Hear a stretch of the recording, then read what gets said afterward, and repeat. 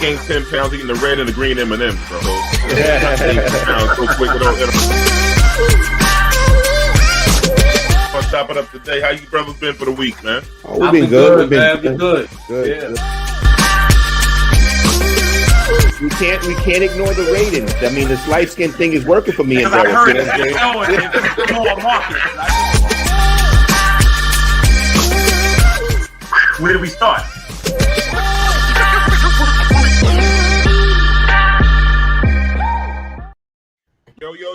Yo, what's up?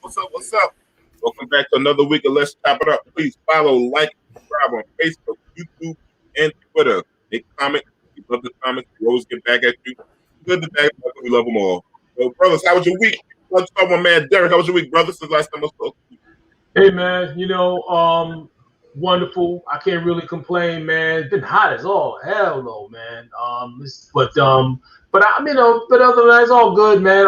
Had a nice little date night, me and the wife the other night. Found a nice little spot out here in Freeport, sunny Freeport, and we had a good time, man. Ran into a couple friends of ours, and it was a nice little evening out for us, man. We had a nice little date night, which doesn't happen that often. So I'm looking forward to that, man. So I'm looking forward to doing that again and reconnecting with some friends, some old friends that I met there that night. So all in all, man, pretty good week, man. Pretty good. That's what's up. Rodney, how was your week, my brother? My week was pretty good. I just like Derek, me and my wife had a date night too. We went out, saw a little comedy show out in Nyack. Yeah, saw the New York Kings of Comedy. Oh, Talenter. Yeah, that's good. Rob Stapleton.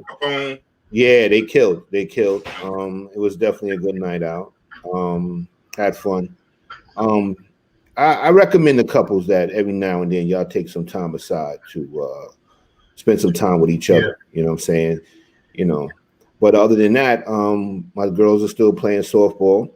We discovered something about one of my daughters by playing softball. What's that? She's amazingly fast. Wow. Yeah. So we are looking into now track for her when school starts back up.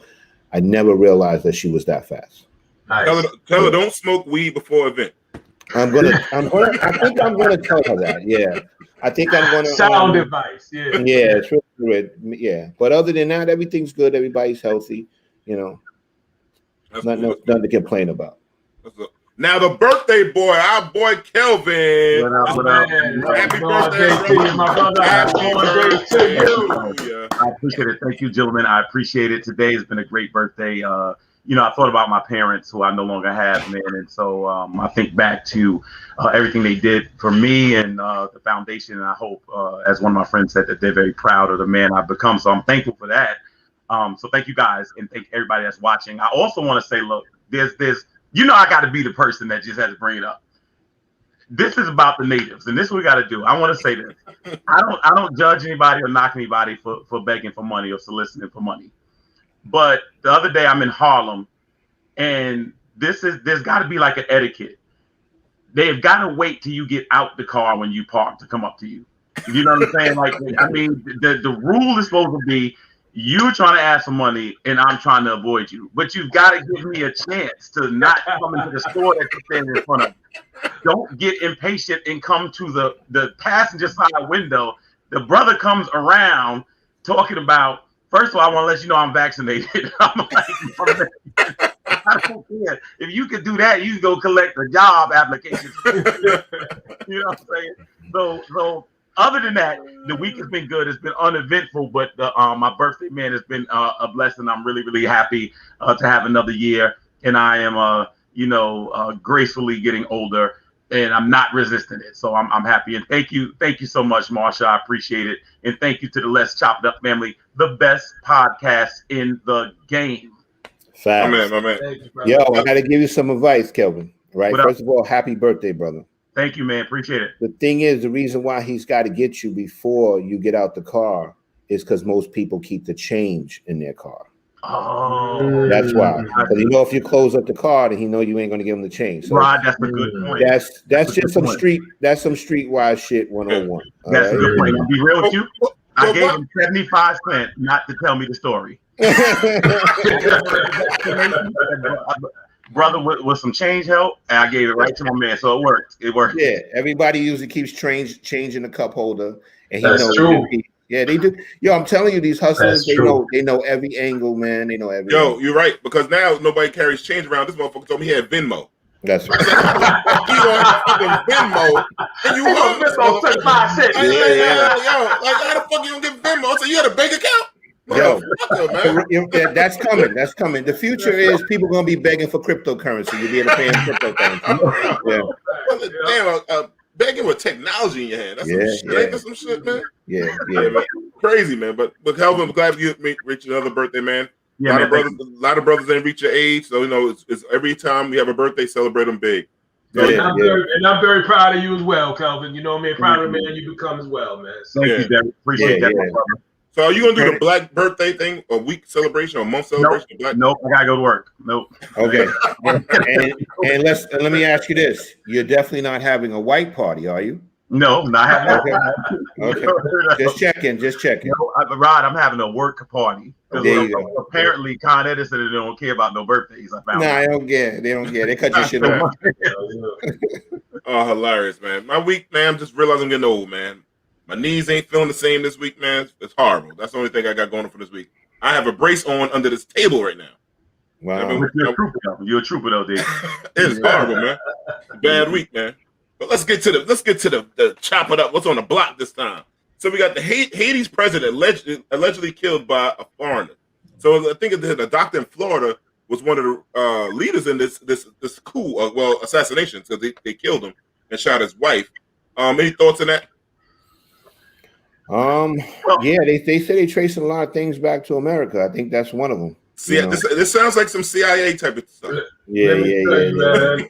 I think the thing that Haiti needs to watch out for, man, is help from America. You know what I mean? Every time there's a upset, it's kind of like, okay, we're gonna send in the troops, to help them out. I think Haiti needs to try to get it under control themselves. You know what I mean? We start sending people in. I can't think of a place where we sent troops in and things wound up better. So I think Biden said he wasn't sending the troops, though, right? No, things wound up better. They wound up better for America. But nothing else. I thought Biden wasn't sending anybody over. I don't think they said was the FBI help for the investigation. I think so too. Yeah, I think he's not sending any troops over there. I know that's Haitian. It's kind of weird from the outside. I don't know how to feel. Part of you feels like, hey, a person lost their life. And then the other part of you feels like the people that are from this country felt so comfortable about, the guy not being in power anymore for whatever reason. So I didn't want to say much on it because I didn't want to disrespect anybody. This is somebody's family, but at the same time, the people just were like, this man's legacy is definitely in trouble. I'll say it like that. Nothing happened to his security detail. What happened to his security detail? You didn't hear anything about this. Some 20-something people, from what I understand, stormed the place. Nothing happened to the security. So that's a very strange thing. You know what I mean? I think it's an inside job, man. You know what I mean? So, yeah. But what I understand, a lot of people believe in on both sides. Like some people are upset about it. Some saying it was wrong because they saying that this guy was one of the presidents. He didn't want the vaccines to come to this country. Also, he was trying to go back to the original rules of Haiti back to 1804 when it said no white people will own any land in Haiti. Only the descendants, African descendants, only the owners of land. So it was a lot of stuff going on. The Chinese over there putting all that rice and forcing the Haitian rice farmers to buy from them and take from them. So it's a lot of stuff going on. It's a big mess. I can see how the CIA playing it. I can see why some people hate him. I see why some people love him. But it's a damn shame that this man had to lose his life though at 50-something years old. I said he didn't want to leave. And the guy in Florida's claiming that he only wanted him to leave. He didn't want him to get assassinated. He wanted to remove him. You don't send killers to play patty cake. Killers do exactly. They do. What they do. You know what I'm saying? They are hammers and you are nails. That's all they know to do is knock it into the wood. So I don't know that didn't make any kind of sense. And the guy was talking greasy about him on past posts. They were showing all those other videos before that he was talking about this president and stuff like that. So I don't know. You know, we'll see how it plays out. It's just no winning. Let's see what the power vacuum looks like, man. That's the thing, man. Yeah. So next on the chopping block, Chicago mayor asked Joe Biden for help after deadly 4th of July weekend, and Eric Adams went with Biden. Thoughts, gentlemen? Chicago's been a mess. Yeah, Biden looks like to me like he's saying to her, "Where's my bulletproof vest? You know I'm out here now." It's crazy out here. She got the hammer on her.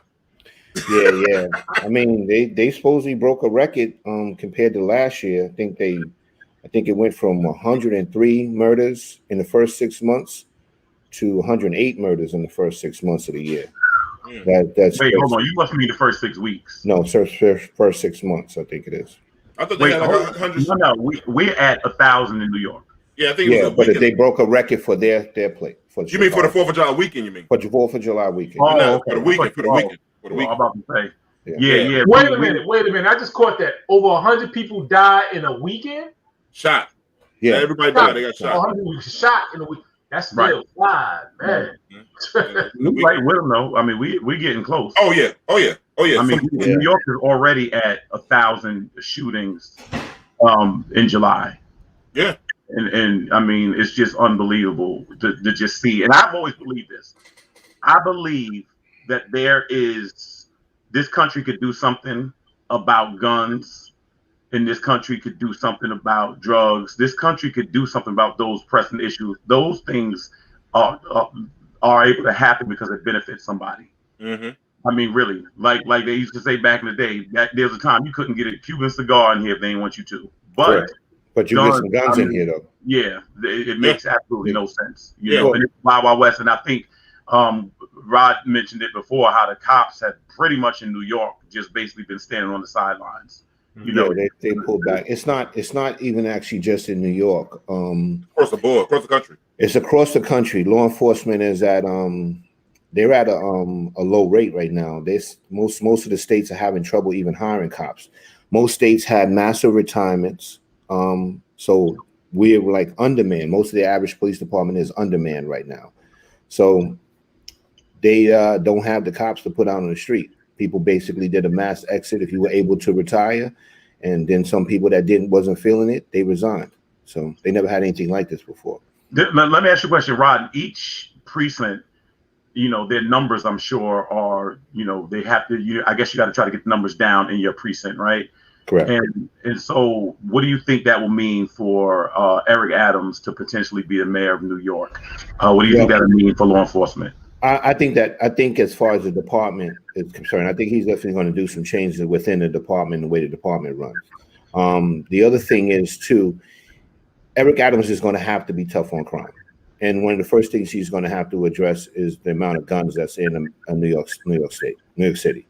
So that's the first thing. They're going to have to, I think they were talking about creating some task force with Biden to basically find out where all these guns are coming from and how they're getting in here. You know what I'm saying? They know how they're getting in here. You know what I'm saying? And those guns been getting into the black community for years. I mean, I've been retired 6 years, and they were getting into New York City when I was on the job. So that's the thing. It's a lot of money in gun sales. You know what I'm saying? Illegal gun sales, especially. Oh yeah. You know? But they have to find out. They got to put a stop to where all these guns are coming from. That's what they got to do. Well, it's so much money because you think about like a legit gun on this, right? I can tell people, you buy a case of 1,000 rounds of 9mm bullets. They can sell a case now $600 on a discount. Uh-huh. Imagine what they sell for in the street now, because you got a legit person go buy 1,000 rounds for $600, and you can sell in the street. You probably double that. You know what I'm saying? Because you can't buy ammo in New York. I mean, you can, but you can't, if you know what I mean. So. Reminds me of that old skit. Was it Chris Rock or somebody said, don't make stop. Don't worry about the guns. Yeah. Make it $10,000. Yeah, make the price of the bullet $10,000 a bullet. Yeah. And one thing with Eric Adams said, he said it's not the AR-15s, it's the handguns that's causing more of these crimes and deaths. Correct. People keep focusing on this AR because that's the big thing to say in television.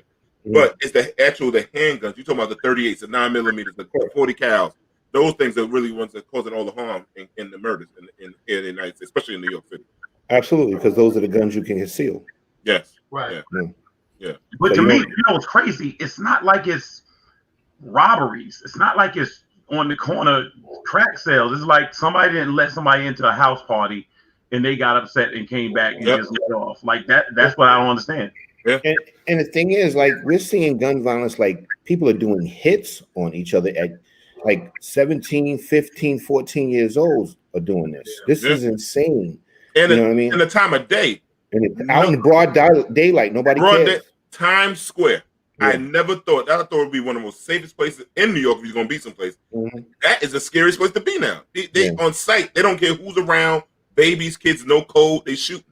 You know, and I saw a guy today from the Bronx. He was showing it. He just got shot the other day. Older man. He's like, yo, it's like walking on a landmine around my neighborhood. You don't know what block they're on. There he is. Here come my man. There he is. He about to do a drive-by right now. Yeah, he's going to do a drive-by right to the refrigerator and get a sandwich. Hey,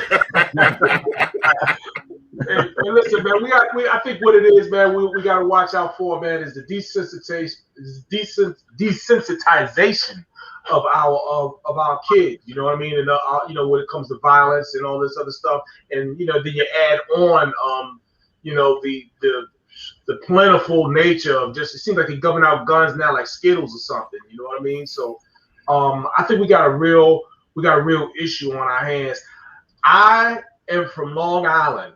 That is some New York City stuff right there. But you know, Long Island always seems like they're 5 minutes behind the city and everything. Whatever, you know what I mean? If New York City catches a cold, it seems like, well, we got to get a cold too. You know what I mean? So I don't know. So I hope they get it settled out there, because we got a lot of the same issues out here, man. And I'm really watching. I got 3 boys that I got to look out for, man. No question. But like I said, they could do something about it if they wanted to do something about it. Absolutely. That's the bottom line. And then what happens is, as it starts to affect other communities, because that's the issue when it starts to bleed out into other places. So now you got Times Square, like D said, Times Square is not safe.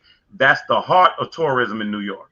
And you can't protect tourism, and we need that money to come into this city. They're gonna make sure. So now they're talking about task force and doubling up with in Times Square, because you got to secure places. You can't protect women and children. You have no society. That's right. That's true. See, the thing is, 2 things. They have to stop. They have to change the way the policing are doing when it comes to guns. You got to focus more on the source of where the guns are coming from, instead of start just maybe taking guns one at a time off the streets. You know what I'm saying? You're focused on maybe like catching a guy with a gun in his waistband and stuff like that. You got to get a little deeper now. You can't do it one at a time. You got to do it 60 at a time. You know what I'm saying? And that's basically finding the source. The other thing that's contributing to this gun violence is because the gang culture is getting bigger. You know what I mean? These young kids are joining gangs. That's what the thing is. And you know, when I was a kid, like, sports was the thing. Now it's cooler to be in a gang than it is to be on the basketball or the football team. You know. Yep. Another news: Pfizer says it's time for COVID booster. However, the FDA and the CDC says not so fast. Thoughts? Okay. Well, the last booster shot I got, I was 4 years old, and they had to give me a shot in a place that I don't believe you're supposed to get a shot. I remember that being 4 years old. I promise God, never again. So I want to tell you, if we have to get that shot, I can't do it. I've done my part. I've done enough. So that's it. I can't help them. So I got to go out there with a mask and take my chances, because I had enough. You know what I'm saying? Man, Pfizer's trying to run up. Sound like Pfizer's trying to run up the till, man. You know what I mean? They're trying to run out the clock, man. They're like, okay, you know, time for a booster, and we're going to get a booster every year, man. They just going to have the CDC or whoever just have us over a barrel. So, and the people just are going to be over the barrel, and the nation is just supposed to keep paying for it. I don't know how that works. I guess they probably get, I think they probably have a government contract or something like that, and that's how they get paid. But you know, so I guess CDC and all of them are like, listen, man, we can't keep doing this every year. It's costly or whatever. And I don't know what the plan is, man. I really don't know what the plan is. But the data doesn't show that the data is not showing that they need. That's why it's we need the booster shot. It's not showing that we need the booster shot. All right. But I think that the bigger problem is having this discussion openly it gives a lot of people doubt, a lot of people pause. You had people that were not interested in this in the first place. People didn't think it was necessary in the first place. And now they look like they messed up. And so if it looks like those of us who have taken it are guinea pigs, then it justifies a lot of people not taking it. And to me, it looks like poor leadership. It looks like a poor rollout. And it's given a lot of people pause to think about why they should or shouldn't have taken it in the first place. And that's the problem. So this looks really, really bad because that's why people took a wait and see approach. Because they're like, y'all don't know enough. And if you knew enough, then you'd have projected this from the beginning. And since you didn't, you can't just experiment on me. And that's why a lot of people, it looks bad. It really looks bad. And I'm a person that has taken it, and I know it looks bad. So what I do, and I said this from the beginning, people that didn't take it, I didn't condemn them or knock them because I totally understand. And people like me that did take it, I took it because I knew, the places I work, it was going to be required and the things that I have to do. So I knew what it was. And it looks bad because people feel like it was forced and rushed. And so I understand it. So if I'm not here for the next birthday, then y'all go and represent and let them know I wasn't no punk, though. Went out with your boots on. That's right, man. I hear you. No, I respect what you just now said, Kelvin. The thing is, like, this, I mean, let's be open, like you just said. Like, how can you not look at this and say, I have major concerns?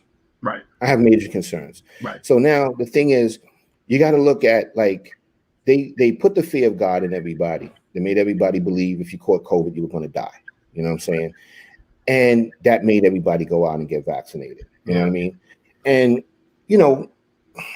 when you really look at the numbers don't add up to where that everybody that got it was going to die. Right. You know what I'm saying? You had, I think the last time I looked, you had 500,000 people that died from it. And I'm not downplaying 500,000 people dying because that's a lot. But when you look at how many people had it, which I think at the last time I looked, it was over 38 million. That's less than 1%. Right. So it wasn't as deadly as everybody tried, as the media tried to push on everybody to run out and get vaccine.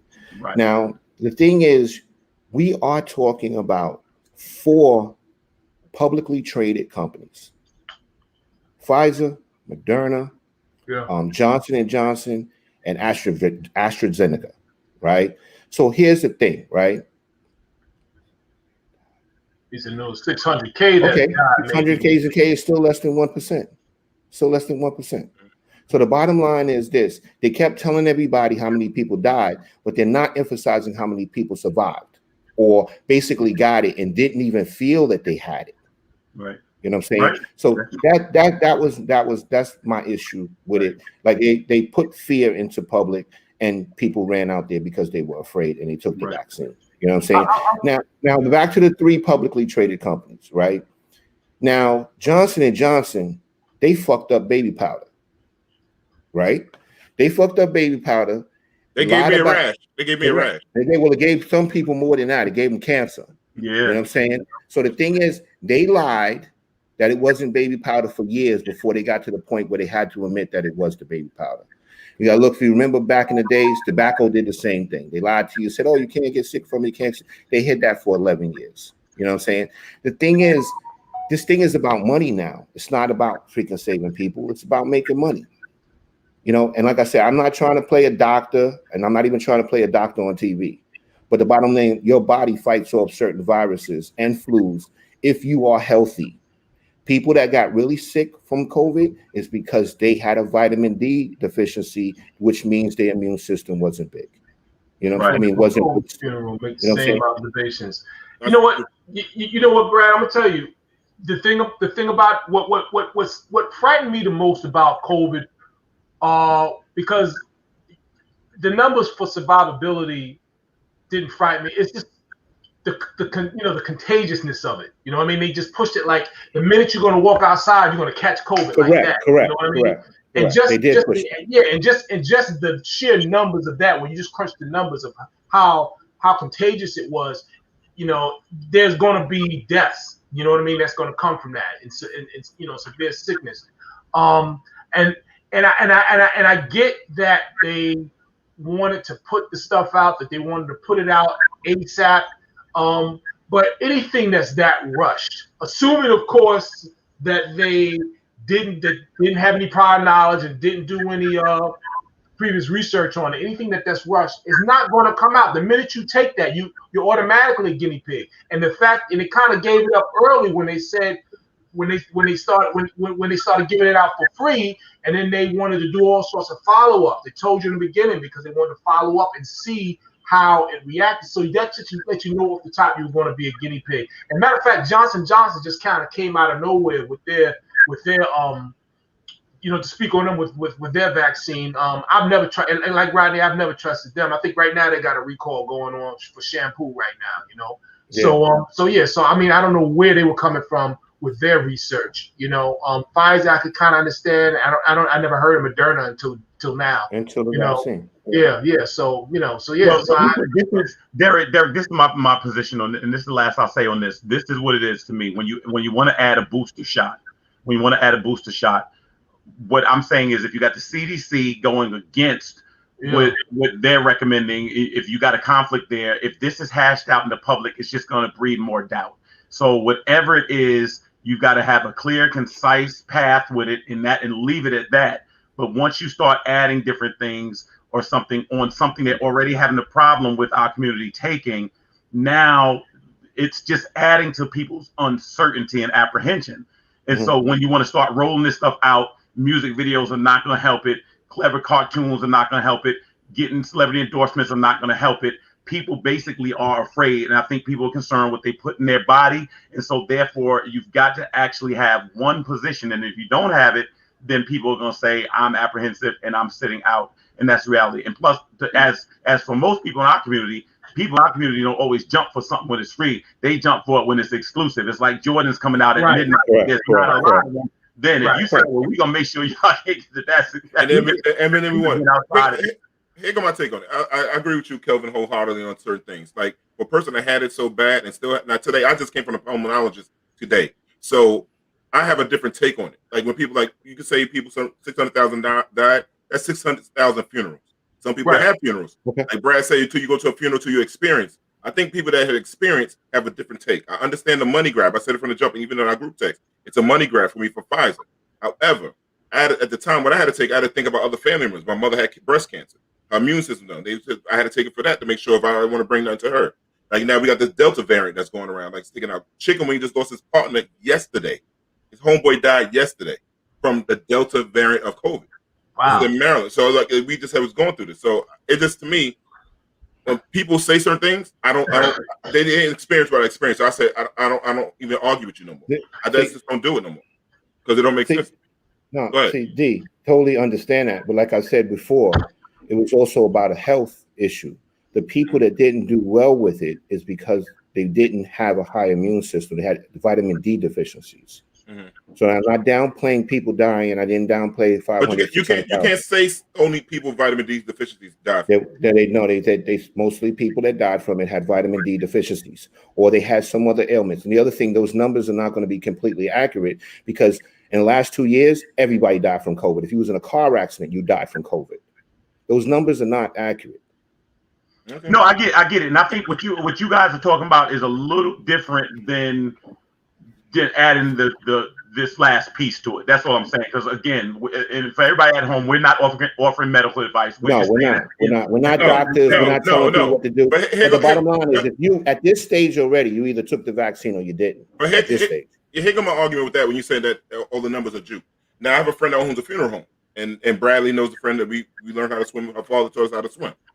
The thing with also you saying that it was changed. Now she's saying with people that she known that had COVID, the body when they was in the hospital, family told them when she gets the death certificates, it doesn't say COVID deaths on it. Because know why? It's not because they're not paying money for the COVID funerals anymore.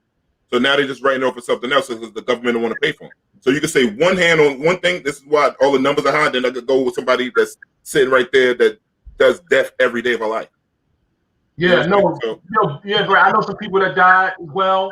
I have family members who had COVID. You know what I mean? And I definitely understand everything that's going on with that. I just noticed that, and one of the things that I look at is I know that we have a government or a system here that never seems to waste a catastrophe. You know what I mean? So You have this situation that's happening. It's obviously a health issue. And then people can just and then what happens? I've seen cottage industries almost just pop up around this thing, and I'm just wondering how much of it, obviously it's a potentially life-threatening situation, but then I just also understand how much of that is just magnified. How much of the situation or the concern is just magnified for profit. So that's my largest concern, and you never really understand, and and when that happens, and when you acknowledge and understand or believe that that's happening, it's kind of natural to wonder, about the seriousness of the situation to begin with, because you don't really know where the whole thing is going. So I wish I could show you how serious my lungs are. Yeah. I wish I could show you. Because when people say that, no. When you say the serious, because everything is not money. Sometimes the shit is real. No. We're not questioning whether it's real.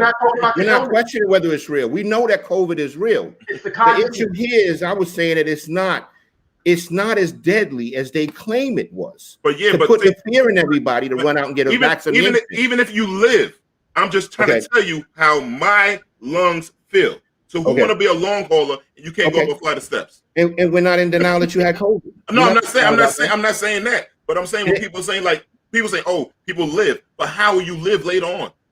Well, how will you live later on after taking that vaccine? You don't know that. No. How you live without it? So you don't know that either. No, I'm living without it. No, I'm saying, but you don't know what tomorrow could bring. That's the thing. So when people argue, listen, I'm not arguing about you not taking it or taking it. I'm just saying when people say people that have long hauler issues, you're not taking account of when you say people live without live on. But how your lifestyle is gonna change? That's what you're not factoring in. Yeah, I'm living, but I'm not living how I was living in 2019. Because we're not talking about that's not what we're talking about. We're not talking about that. You just said people live. You just said people did live. People did live. More people lived and got hurt from it. I understand that, but how are people living that did live that had the virus? Okay, that's now here's the thing, right? Here's the thing. What's in the vaccine? What's in it? What's in Doritos? No, what's in I want to listen. I don't know what's in it. You don't. You don't know. The thing is, that's the problem. You don't know what's in it. May I ask you a question? How many of y'all know what's in the back of every box of stuff y'all eat? No, you don't. You have an idea. You have an idea. You don't. You don't know what some of the words mean. People take shit every day that they don't know what's in it. When you go to the hospital, you get an IV. You don't know what's in it. You don't. Right. And you know what? You know what this is? This is the thing, right? You take something that's not FDA approved, right? You don't know what's in it, right? And when was the last time that this government or this country did something that was in the benefit of the Black community? Now, I listen to the radio, certain radio station, I'm not going to say who. You play a song, vaccine commercial. You play 2 songs, vaccine commercial. I have never seen anything in my lifetime where this country is jamming something up Black people's ass.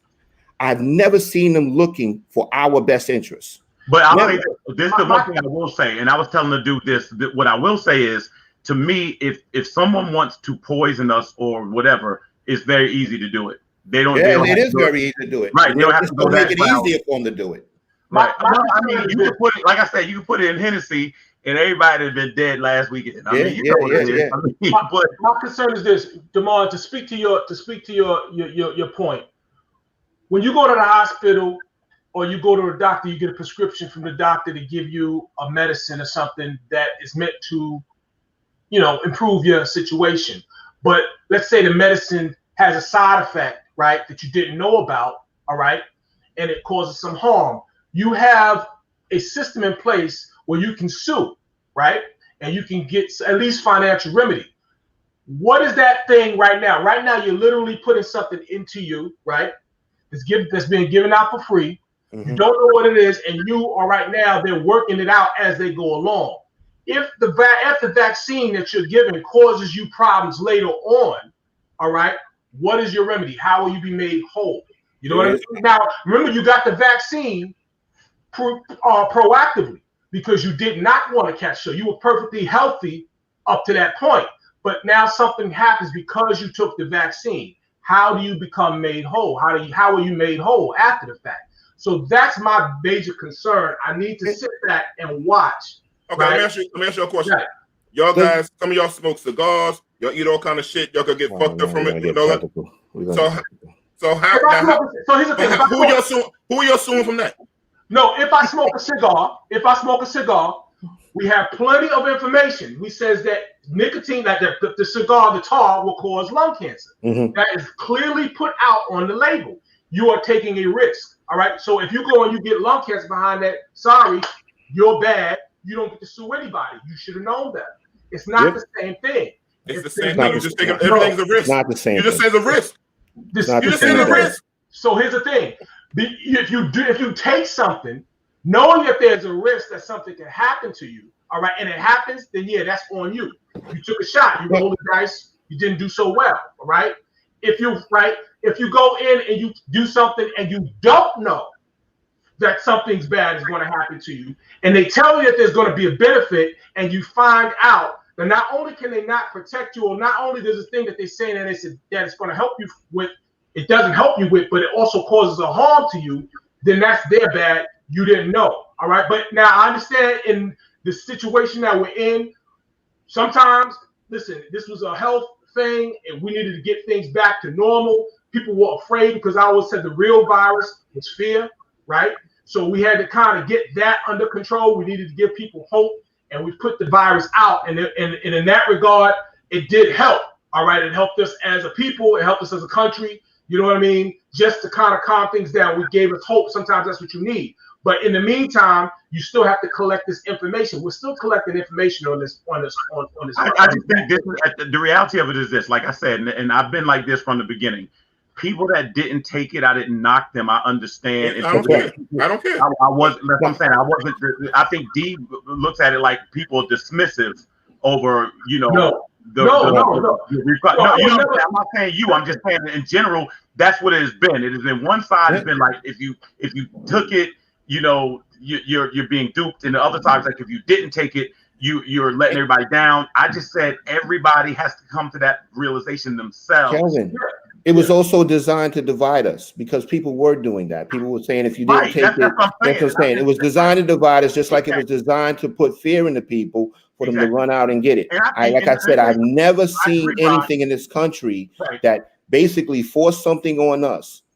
When did they ever care about our well-being? When? Like me, you can't name it. I'm not a meat eater anymore, right? But I'm never the person that goes to an event like, you know, you shouldn't be having that because that stuff, it would irritate me. You know what I'm saying? And so that's what it is. But I understand exactly what you all are saying, and I think you make some. And the thing is, too, the vaccine doesn't stop people from getting it. It doesn't stop people even from transmitting it either. Right. It doesn't. It just stops you from having symptoms from it. That's what it does. Well, on a lighter note, the boys from New Orleans, "Vax That Ass Up" song. Vax that thing up. Wow. Yeah, Manny first still looks like a AG, aggressive.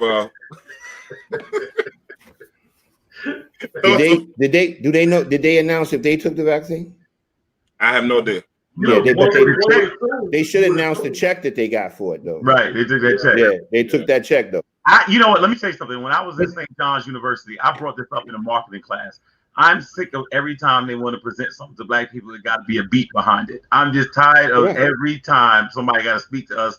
I'm talking about a Burger King commercial, you got to have somebody breakdancing. Like, I'm just always tired of that. And that, you know, that is aggravating. You know, the thing is, video. They put that out strictly for what? For who? The black community, right? Because they feel we don't understand anything that has to do, unless it has to do with hip hop or diamonds or bling. Right. Look at that logo. Look at that logo. Put it back up there, Jamie. Yeah, no. Look at that. It's got bling all over it. It's got speakers. It's got a fancy car with rims. All this stuff, dudes with chains on it. It's insulting. It's insulting. Hey man, it's promotion. Somebody out there might get vaccinated just because. If you can look at that and see it that it's insulting, then it's not for you. It's for people who don't see it, and it might help them. You know what I mean? I have to admit, if you get a vaccination because you heard this song, they should take that microphone and beat you with it. Hilarious. That's hilarious, man. Oh, man. And in other news, they should be ashamed of themselves. In other news, black farmers. If you don't know, now you know.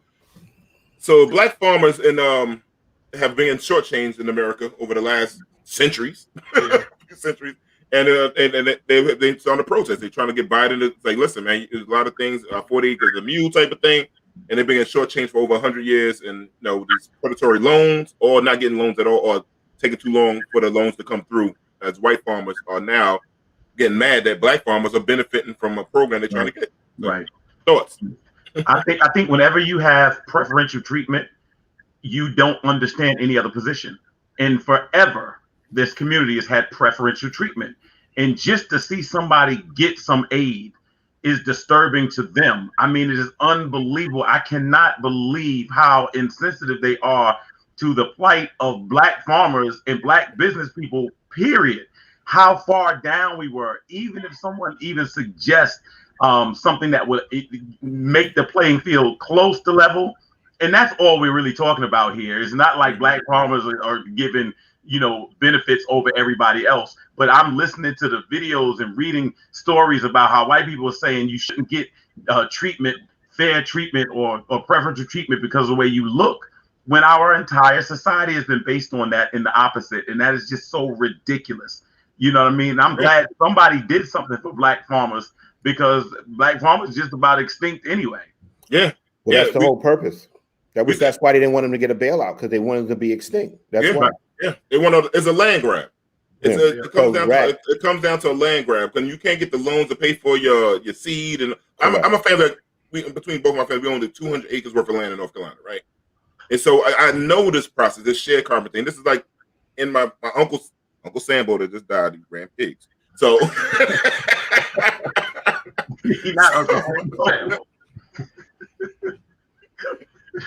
oh, man, love him, man. I miss him, man. He has great stories. But anyway, so the loans, like sometimes for black farmers, had to wait 380 days to get a loan and get shortchanged on the loan with a high interest rate, and the land would get snatched when they couldn't pay back that loan. And then I look at these white farmers when they had this dumbass Donald Trump as president. When he cut off those ties to Cuba, those milk cows that give milk. We sell a lot of powdered milk to Cuba, Michigan, Delaware. I can name Pennsylvania, all the states. They cut off their nose to spite their face, and now they mad they have no place to send this product. Same thing when they did with China. They fucked them own selves. The white farmers did their own self. But also the market would be better when you have for the consumer. If you have more people producing stuff, the consumers benefit from it. We'll keep on buying, because now if apple's only 10 cents, I'm buying 10 apples instead of buying one apple for $1.50. So it's I don't know, it's crazy. Yeah, but there's a long-term, bigger picture that doesn't include you. You know what I mean? And that's what it's about. Mm-hmm. And if we as a people cannot control our food sources, something as fundamental as food. If we can't control or have it in that industry whatsoever, then we can always be put in a subservient position. So you know what I mean? So that's got to be part of it as well. And let me tell you this, and this is gonna sound like it's unrelated, and may be, but years ago in Queens, and D, I don't know if you experienced this, they started planting trees to make tree line blocks in Queens. I got that stupid ass trees on the side of my house now. They planted. I didn't know this was possible. The cheapest, most low budget trees you can find. All these trees look like they're on drugs. These are the stupidest trees. I never had trees on the side of my house. They put these trees up, and they shed in January. In June. I got these little things all over. I'm like, it's June. I didn't know you could get cheap trees. I'm talking about these are the worst trees I've ever seen in my life. The trees look depressed. They look sad. It's unbelievable. So I know that there's a disparity on the way people plant and the way people farm, and we need as much help as we can get. That's the truth. Mm-hmm. Yeah. Didn't Donald Trump give the farmers a bailout when he was in office? Absolutely. That's welfare. They gave him food. That's welfare. Now, see, the thing is I agree 100% with what D just said about the land grab. You know what I'm saying? That's white farmers' opportunity to put black farmers out of business and to take their land, which will give them more profit. Mm-hmm. For people that don't know, farming is a tremendously lucrative business. lots of money are made from farming. So the thing is, if you don't have the ability, to have that land and keep that land or whatever, that land will make somebody else a multi-million-dollar person. Yep. And let me tell you what, when you say that, like, right, I'm gonna give people hip on something. Hemp was the #1 product grown in America before cotton. Black farmers grew more hemp than cotton. And now think about what you can do with hemp. Hemp you can make this table I'm on. You can make so many things with hemp. So when they outlawed the marijuana, right? So now you took away all the black hemp farmers. They had to change it to another product. Now they're competing against white boys with all this bullshit cotton and shit. So the same thing now. Now think about, Rob, we always talk about how the marijuana laws have changed. Now today on the news, talking about federal marijuana laws might change. Imagine grabbing all that land from them black farmers and you can grow hemp. Correct. Oh yeah, and then the thing is too, like I saw the video, and they make it seem like, oh, they're going to get privilege because of the color of the skin. Isn't that what white people did for throughout history? To today. So the thing is, like, I love how they do this thing where they make it seem like, minorities will benefit from the color of their skin. You know what I'm saying? White people have been doing that from the beginning of time. It's amazing how they do it. But like I said, it's just a narrative. It's just to get other people riled up, get white people riled up, and say that we're in a place where, guess what, we're in danger now because of the color of our skin. You know what I'm saying? And that's all that's about. Fox News just basically doing their little taboo. Playing the victim, brother. Yeah, playing the victim. Yeah. Trump showed them how to master it. He showed them how to master playing the victim. But some good news in the pandemic is seeing the largest surge in black-owned businesses in the last 25 years. Gentlemen, weigh in. Excellent. Excellent time to start a business. Excellent time to start an online business. And those are the businesses that have the lowest entry point, which really sets us up as black people to take advantage of the situation. You know what I mean? We don't need a lot of money to get started. We are able to leverage our existing relationships with people, and make some money. So I've seen a huge surge in online businesses for black people, and as well as other small businesses. So it's been a fantastic time. I've definitely seen it, and I've tried to help as many people as I can in whatever capacity I can help. I think the internet helps level the playing field. Going direct to consumer is just great. I mean, to have that ability. I mean, you look at you got kids probably becoming millionaires over TikTok and stuff like that, just videos. And I mean, there's one young man, I mean, to me, the video is absolutely nonsensical, but this boy has like 3.5 million subscribers. I mean, so you could, whatever, put like this, you could sell whatever if there's somebody to buy it. If you can find a market for it, then good. And so I think what the pandemic taught people to say is, you know what, first of all, I can't rely on the system like I thought.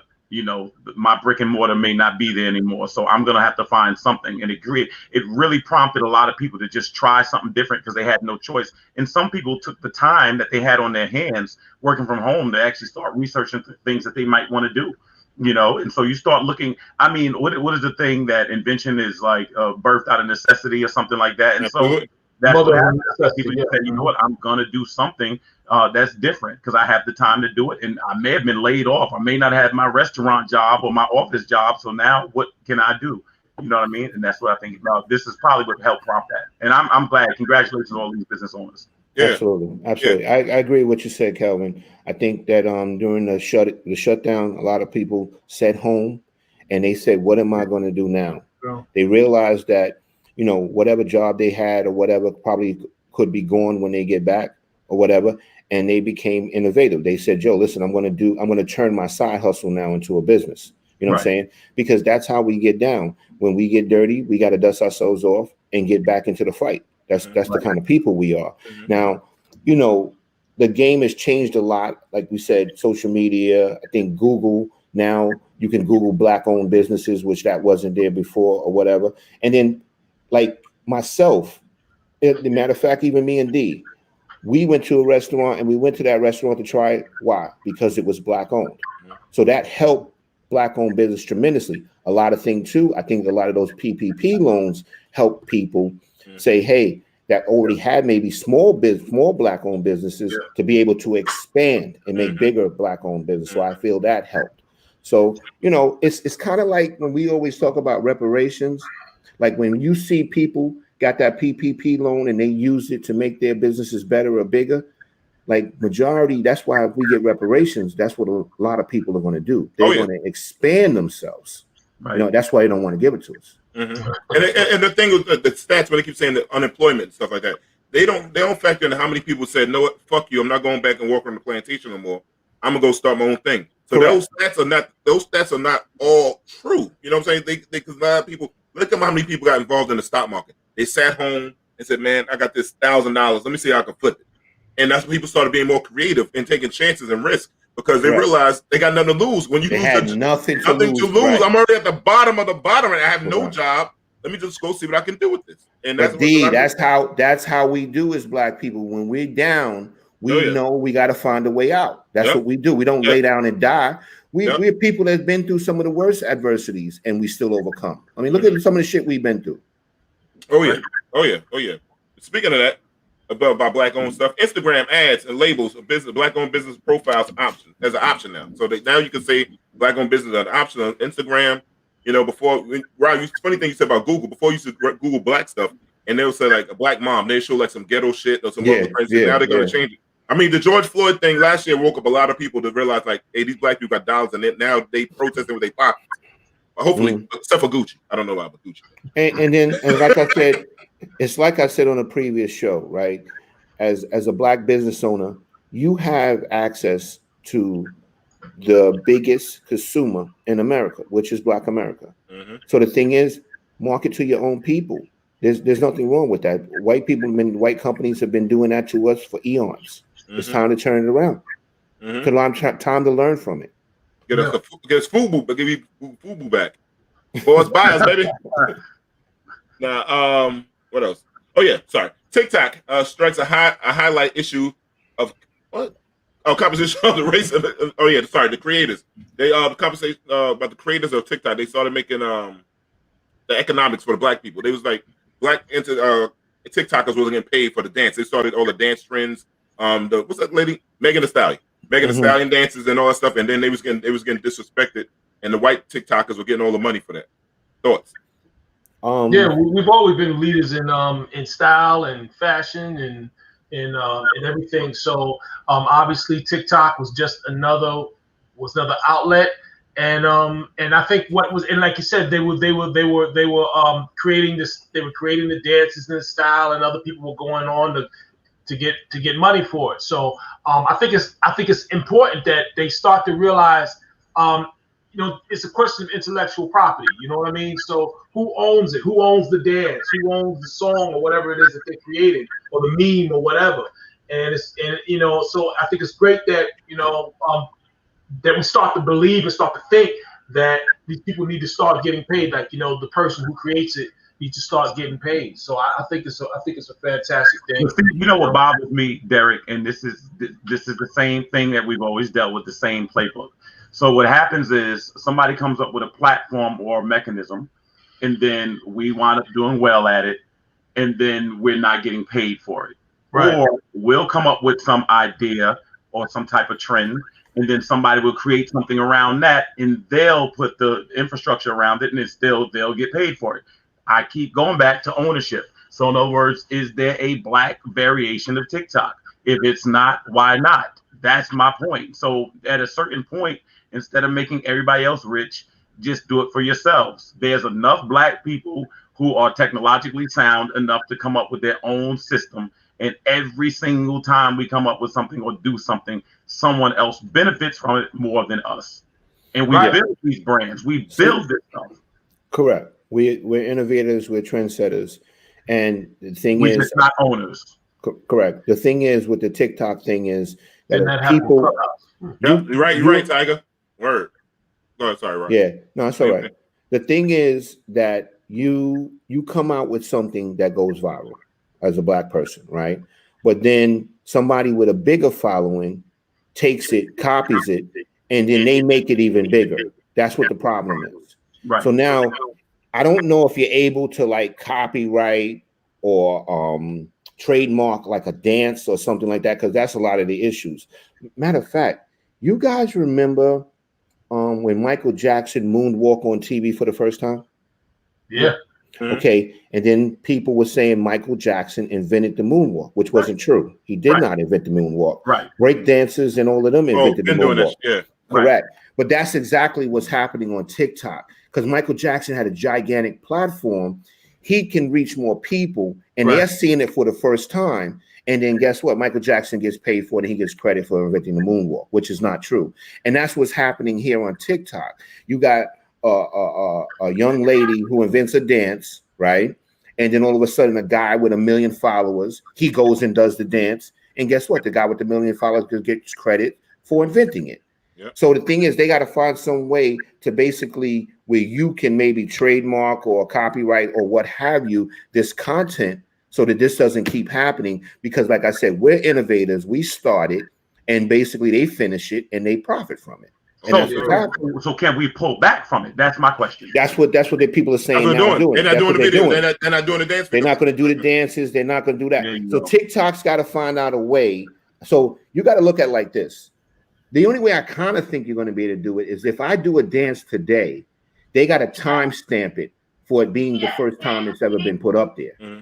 And then if Johnny Smo with 60 million followers does it, he can't get credit for it. And if he makes money, he got to break me off that cheese because I put it up first. That's the only way I think you kind of can do it. But that's what's happening. They can do it because if you remember, they absolutely can do it. They can do anything. Right. There was a time when there was a lot of people, writers, I think, went to war with YouTube.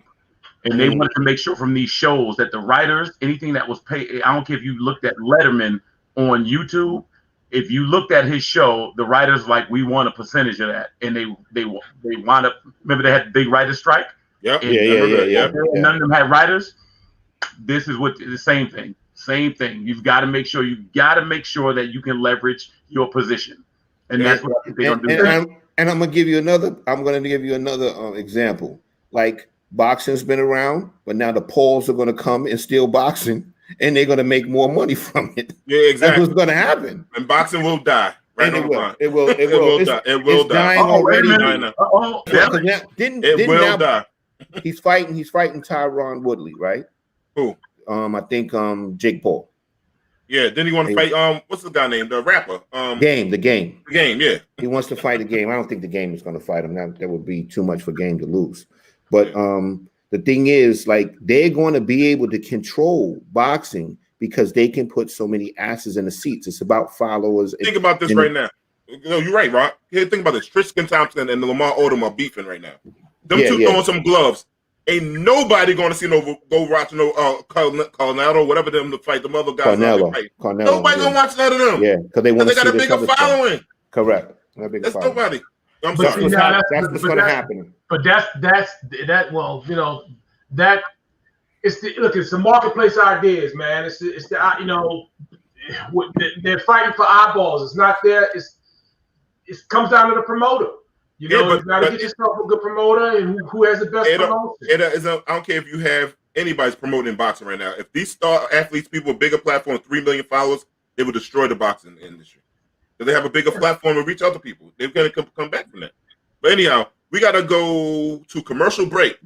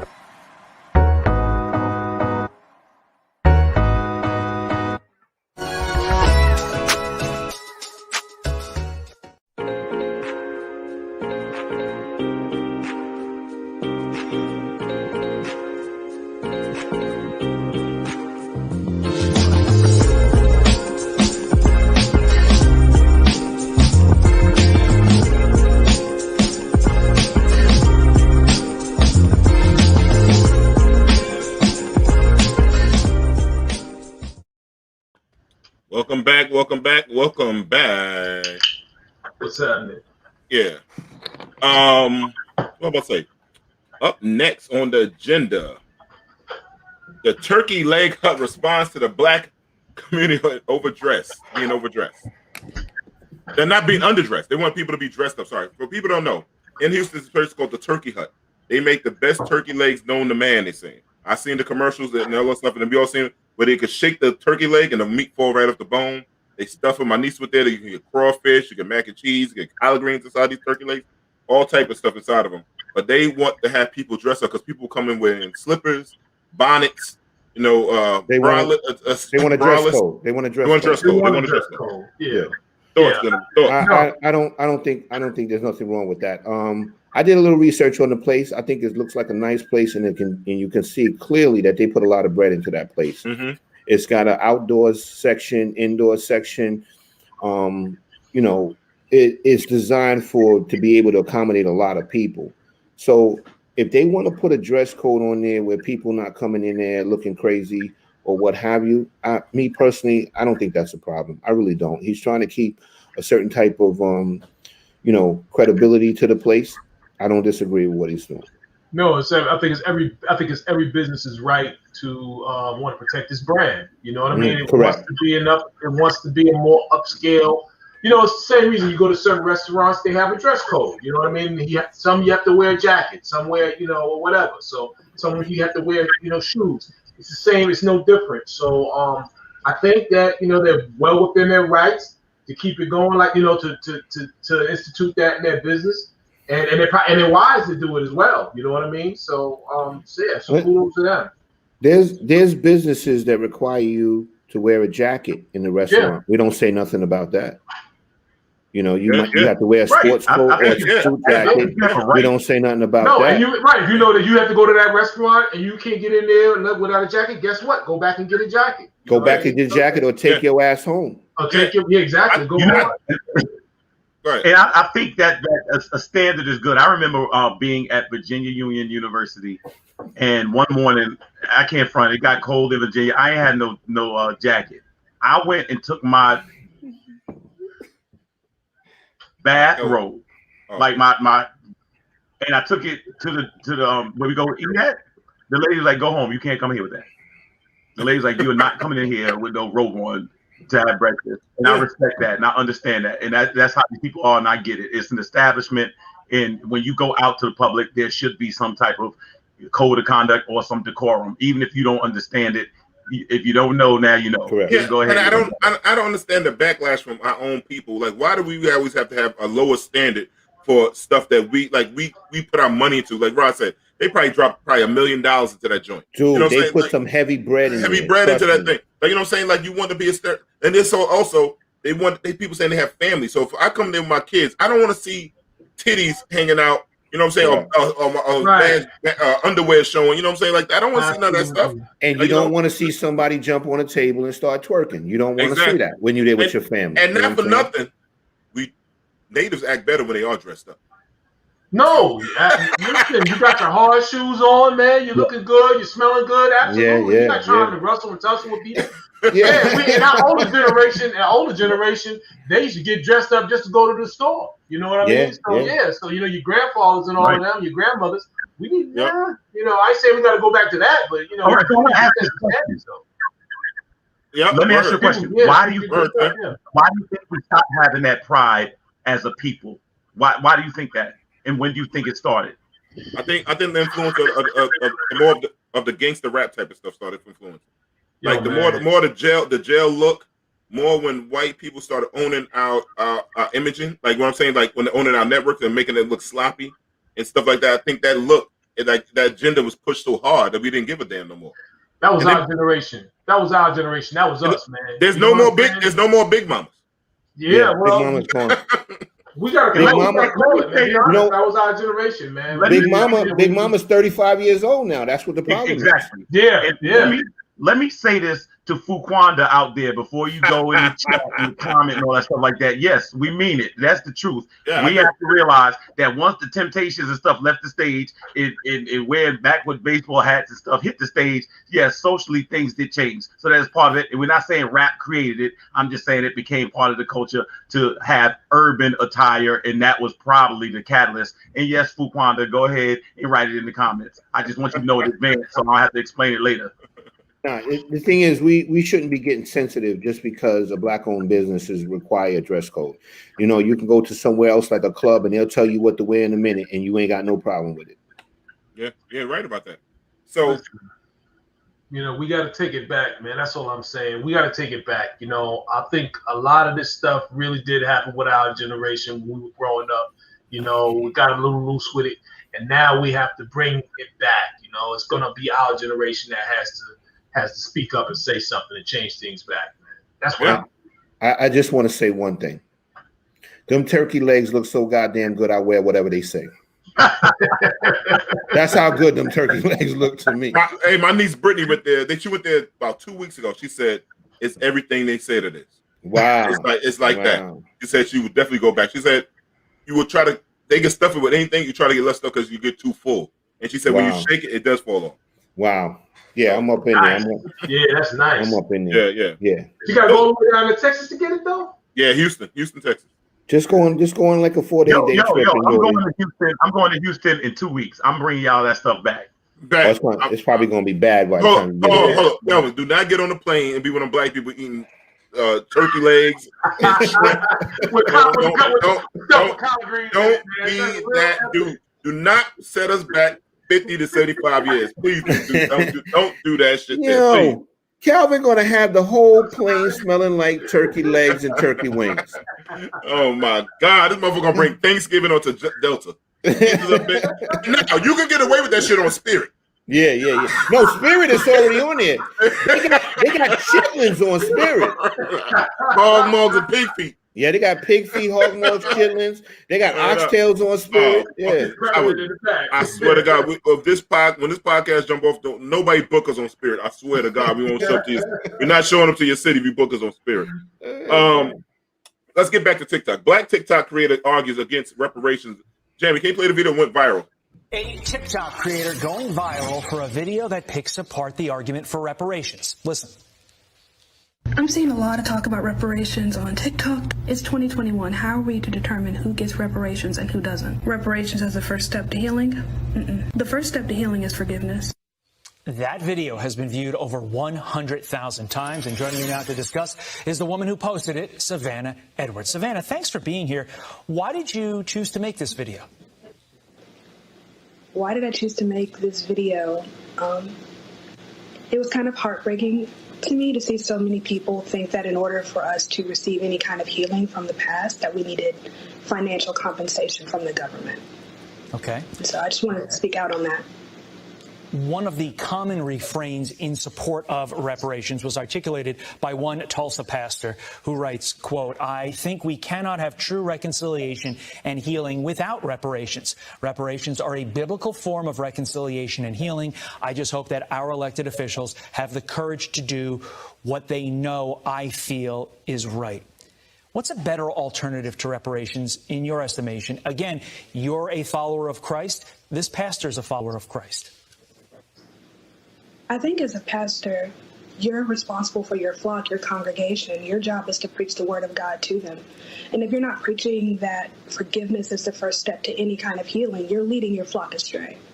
So before we even talk about forcing people who weren't even alive back then to pay for the sins of the dead, we need to start taking care of our own healing. And the first step to that is forgiveness. Poor misguided soul. You being nice. Go ahead. Yeah, I am. I'm being nice. You're nice. First of all, reparations is not about healing. It's about compensation. That's what it's about. So she's been misled, and they jumped at the opportunity to put her on that certain news station so that they can push that agenda. They used her, and that's why I say she's a poor misguided soul. She was used. Yeah. Malcolm X always said it. Malcolm X always go find one person. Go find that one black person. Well, today you can find a lot. It's more than one. There's a lot of fake coons. Basically. Yeah, it's not about healing. It's about compensation. It's about a race of people that were basically taken advantage of, where another race profited as a result of what they did to us. That's what it's about. You know? Yeah. Reparations is about being made whole, man. You know what I mean? Financially. And, you know, and paying back the opportunity cost of slavery. You know what I mean? How do you pay that back? Now, we want to have a conversation about, you know, a salient conversation about how we pay that back. That's something different. But to say that we're just going to table that because we need some healing, because the first step of that is healing. Yeah. Listen, that's the emotional response to that. Man. Why do we have to, like, first of the things you said, you got to forgive. Yeah. Why do we always got to be the ones to forgive? I knew D was going to say that. I knew D was going to say that. Why? No, why do we always have to? You know what? But I'm with D on that. In other words, nobody tries to undo what was done. You know, everybody tries to move past what was done, and for somebody to be her age and to be that dismissive, to say the first thing starts with healing. Maybe the first thing starts with healing for you. Yeah. Maybe for someone else, it starts with reparations. Maybe someone else says, you know what, it starts with the land that was stolen from my forefathers. You know what I mean? Because, in other words, when I hear people say they want equality, I'm saying, are you willing to give back what was done to make it unequal? And that's not usually the case. So what everybody wants to do is smooth over it. So I just think this is a young person. Obviously, it makes they love for a black person to get on Fox News. That's why she's on there. Any other position you can't have on there. And so I just think a person is kind of young, dismissive, and ill-informed to just say that across the board. It's no one-stop shop. And I do think this community needs. You don't have to give us reparations. Everything that you took. That's all. Yeah. Because you really can't repair the damage. So why don't you just give back after you took? And that's my thing. You like. And the way Fox always sets it up, they never have nobody to argue the other side. Well, they do. That you're right. You're 100% right. Never do that shit. And I was just about to say that, D. The thing is, there's a lot of viral videos for reparations. They didn't put any of those on. They only put that girl, that poor misguided soul. On being nice, you're being nice. You're being nice. No, I'm being nice. I'm trying to be a gentleman. You know what I'm saying? Yeah. You know, but the thing is, you know, they grabbed her up real quick and they said, "Hey, put her on." They're very selective about the message that they send. You know what I'm saying?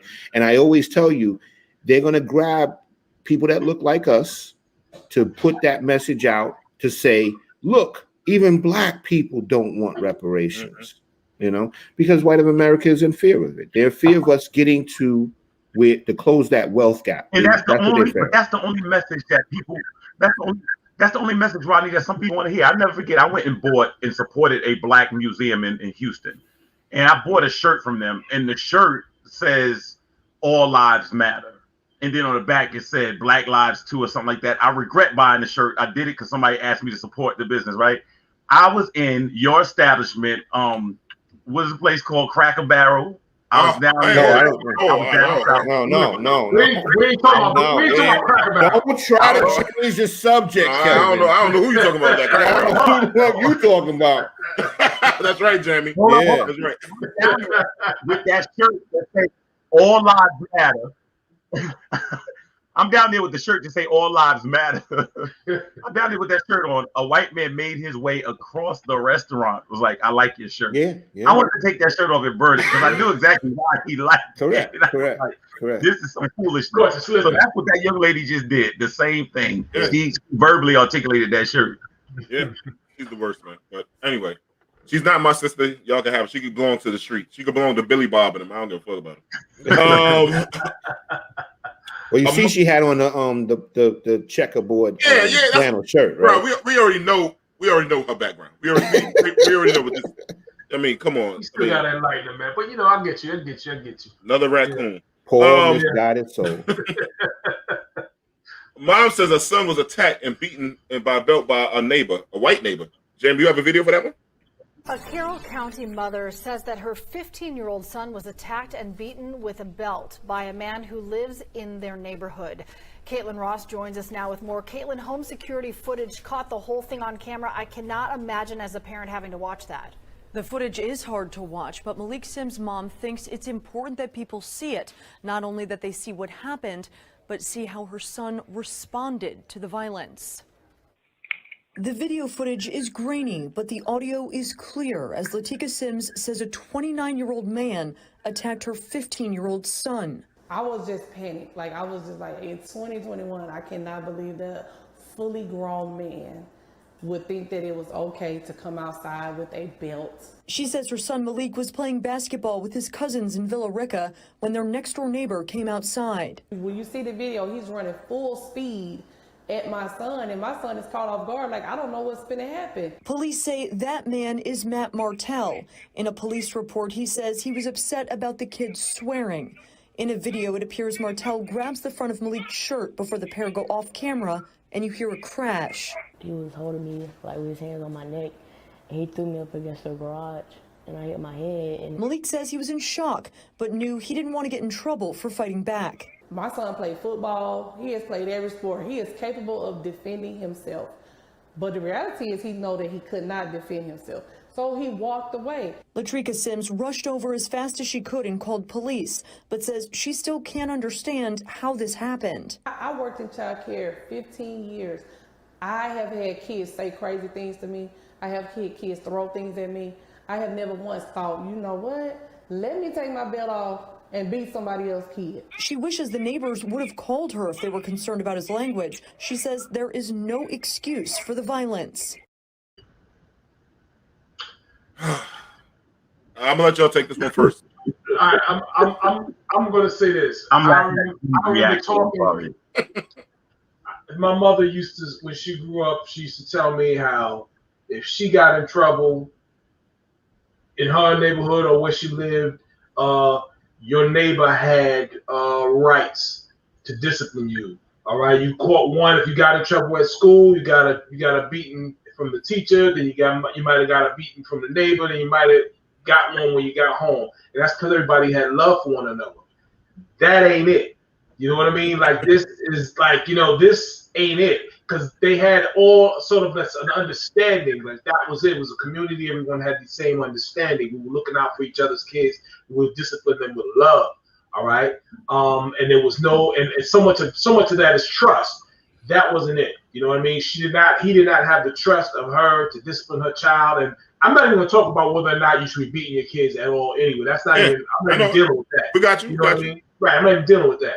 But just the trust aspect was not there. So yes, definitely hands off. And I'm just interested to see what happened when the police were called. What happened after that? So I don't know how far the story goes. Rodney? I was hoping you wasn't going to ask me to talk about that. I'm calling all you guys tonight, baby. Damon, I think you know me for a long time, right? Mm-hmm. Can you imagine what I would have done? I know I would have had the bail money though. Dude, the message would have basically be just call my lawyer. Yeah. Let me explain something. There's no excuse for that. There's no justification for that. That man's not that kid's father. If there was a problem, he should have rung the bell and told his mother, listen, the kid is out in the yard talking and he's cursing or whatever, it's inappropriate. But to take out a belt and feel he's going to whip somebody else's child, I'm just gonna end it there. I just know we probably would have to sell the house and move. Yeah. Kelvin, I can't front the dudes I grew up with and stuff like that. Like, it wouldn't have been no he was capable of defending himself. They didn't give that dude to work. I can't front. Like, that dude, let me say something. All I needed to be is about 11 or 12, and that guy would have got that work. That's just it. That's what I'm saying. We were taught, like, you better not, if your brother get beat up, you better not come home or nobody jump on. First of all, the man ain't much bigger than the kid. I mean, he is a kid. First of all, you could tell this kid is from a good neighborhood. Yeah. His mother did a good job with him. She said my son would know not to disrespect an adult like that.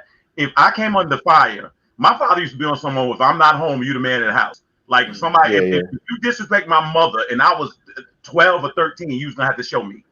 You was gonna have to show me. So I know it is. You hit me with a belt and me in my yard because I said something, we'd have been out there. And it been a grown man wouldn't have mattered to me. It wouldn't. But it'd been worse if my mother had been home, because my mother that came out that house. Yeah, and also I go back there. Derik said it right. There's a sense of community. Like, everybody was late. Like, on my block now, we almost like family, like really our family. Like, you know, so and so, you can discipline him. This gives me vibes of overseer. He saw black kids having a good time, and he come out with his whip. Like, you don't say no profanity around here. Who the fuck are you to tell my kid not to curse? Whenever I tell my kid, yeah, you go out there and say any word you want. I don't care about you cursing. As long as I see you playing basketball in front of here, not breaking nobody's windows, doing no other kind of crime. Y'all playing basketball and y'all having cursing amongst your little selves. I wouldn't even give a damn. But you come with overseer vibes. My question is, I wish the kid had I don't know if the kid doesn't have a father in the house or not, but if he does, that man need to put hands on that man. I'm sorry, it's street justice in this one. No, I was going to say that after you finish. The thing is, I'm going to lean towards it probably is not. Maybe he knows there's a single mother with two kids or whatever. That's what because let's take this. Let's be realistic about this. If he knew that there was somebody in that house that was about it, the bottom line is he would have never did that. No. And you won't convince me to believe that he would have still did it. I believe he took advantage because maybe we don't know. Maybe there's just a single mother there raising her sons or whatever. But wherever his father is at, he better put that work in. That's all I got. If his father's locked up, send somebody. Yeah, get on the horn, send a kite. You better get it done. Send a kite, and then that's right. It's on. That's right. Because everybody in this room is over 6 foot tall. I don't think he would have even came at any of us in it. And that's what I mean. I don't think that would have really happened. And you know, he's being a tough guy to a kid, but it's a different. But it wouldn't have happened to no kids in South Jamaica, Queens, though. No. They know we got in South Jamaica, Queens leading guns. You said it was a nice. You said it yourself. It was a nice neighborhood. Nice little cul-de-sac they had there. Yeah, see, when you can leave toys outside like that, ain't nobody robbing. You know that's neighborhood. That's neighborhood. No fireworks. All right, we got here. Okay, off-duty Tennessee officer knocked unconscious over racist remarks. I wish we had the video for this one, but anyway, no. The story was he was at a wedding or something like that. Wedding hall. He came there. He said some, called the man out of his name because some derogatory statements to the guy, and he cashed a check. He was asking, nothing like that 2-piece. The 2-piece, right? He wrote a check. Is asking cash. What? Let me elaborate on what happened. There was a off-duty officer, Tennessee officer, who was basically intoxicated at a wedding reception, and decided he was going to follow a black man to his car and then tell him he didn't know that they allowed blacks in the reception hall. And then my man gave him the 2-piece, put him to sleep, and that was the wrap. Yep. So now he gave him the greasy part of the chicken. He didn't give him the good, like the lean chicken. He gave him the greasy. Gave him the dark meat. He gave him the dark meat and knocked my man out. And and I think he answered him and said, "Yes, of course they allow black people into the now the question is, what's going to happen to this off-duty officer? Because I look at it like this.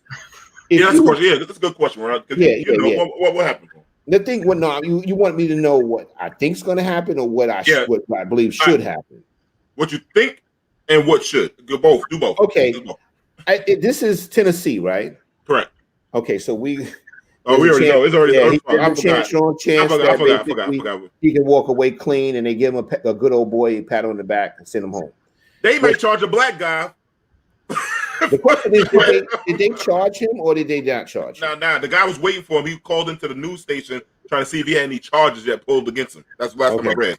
Yeah, but the thing is this, right? Me personally, I believe that he should be fired because if you express. Because you got to realize, to some people, alcohol is like truth serum. Yeah. It is. Yeah. So some people, they tell their true feelings when they're drunk or high. Yeah. And basically, he expressed who he really was. So now you can't have a police officer that clearly has a racial incident, and he's expressed his feelings towards black people, and then he goes out into the community, the police. You can't have somebody on the department like that. But this is Tennessee we're talking about here. Yeah. Yep. So, Jamie, no, I'm gonna let Kelvin do this. No, I'm gonna do it. All right. Next up, San Francisco gay men's choir faces major backlash. Hey, why you preface this? We're gonna let Kelvin hold up. You talk about the choir part. That's what you're talking about. The choir, yeah, that was the choir. That's what I'm saying. Let me finish. Let me finish. Only talk. All right. Let me start it over again. San Francisco gay men choir faces major backlash for song "We Coming for Your Children." Jamie, do we have a video for that one? Yes or no? As we celebrate Pride and the progress we've made over these past years, there's still work to be done. So to those of you out there who are still working against equal rights, we have a message for you. You think we're sinful? You fight against our rights. You say we all lead lives you can't respect. But you're just frightened. You think that we'll corrupt your kids if our agenda goes unchecked. Funny, just this once, you're correct.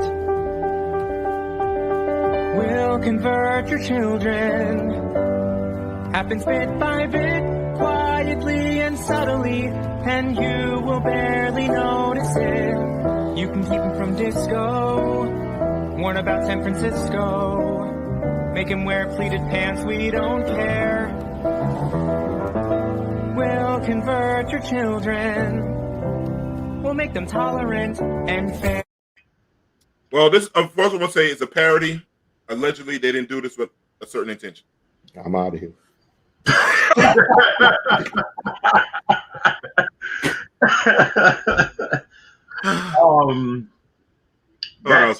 That was actually that's disturbing. I mean, on every level. First of all, the dude that's in it is disturbing. He looks like some type of caricature. Okay, like I mean, that looks disgusting. It just look. And so what I'm saying is, you for that community. Oh, Kelvin. That feels that they always back and all stuff like that. This doesn't help. No, Kelvin, won't you go back? Because you am I slipping? My Wi-Fi slipping? Yeah, just go back what you said. That community. I want to make sure everybody hears what you have to say.